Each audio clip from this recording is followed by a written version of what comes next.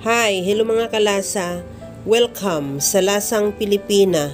Gagawa naman tayo ng napakasimple at napakadaling lutuin na kakanin, pero napakasarap naman.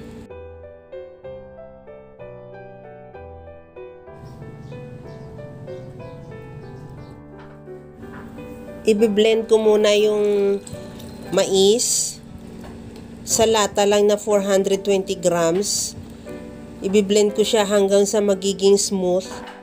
Habang ginagawa ko yan mga kalasa, kung bago ka pa lang sa aking channel, welcome! At huwag kalimutan mag-subscribe at i-click ang bell button para sa mga notification. At kung dati ka pa, welcome back at i-follow mo na rin ako sa aking Facebook page, Lasang Pilipina.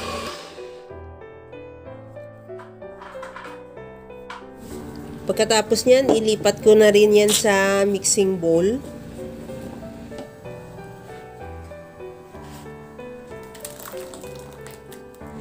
Lagyan ko na rin ng asukal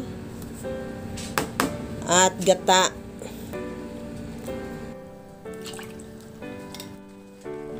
Ihalo lang din hanggang sa matunaw lang din yung asukal.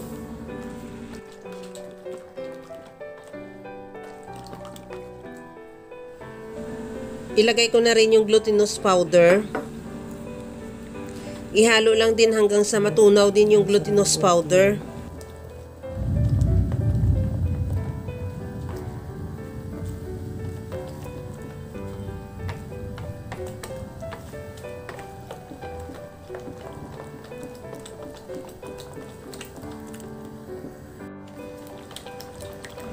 Okay na tong ating mixture. Maglagay na rin ako ng food coloring na yellow para medyo tumingkad naman din ang kulay. Ihalo lang din. At pagkatapos yan, ilipat ko na yan sa molder.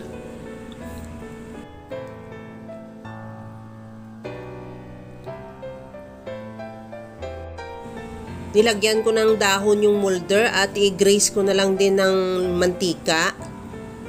At ilagay ko na rin dyan yung mixture. Pagkatapos niyan, ilagay ko rin yan sa steamer na nagpainit na ako ng tubig.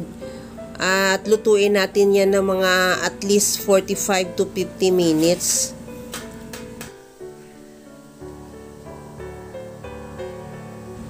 Para din malaman natin na luto na, gamitan natin ng toothpick at tusukin. Pag wala nang dumikit, ibig sabihin luto na. Tanggalin na natin yan sa steamer at palamigin. At budburan na rin ng toasted desiccated coconut, or pwede rin kung gumawa ka ng latik, pwede rin latik. At ready to serve na yan yung ating masarap na kalamay mais or mais kalamay.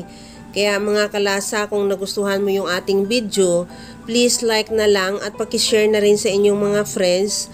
At kung bago ka pa lang sa aking channel, subscribe na at i-click mo na rin ang bell button para sa mga notification. Kaya gawa ka na rin mga kalasa dahil alam ko kayang-kaya mo rin tong gawin. Kagaya lang lagi sa sinasabi ko na wala namang hindi marunong magluto basta sa simpleng paraan lang. Hanggang sa muli mga kalasa, thank you for watching. Bye-bye!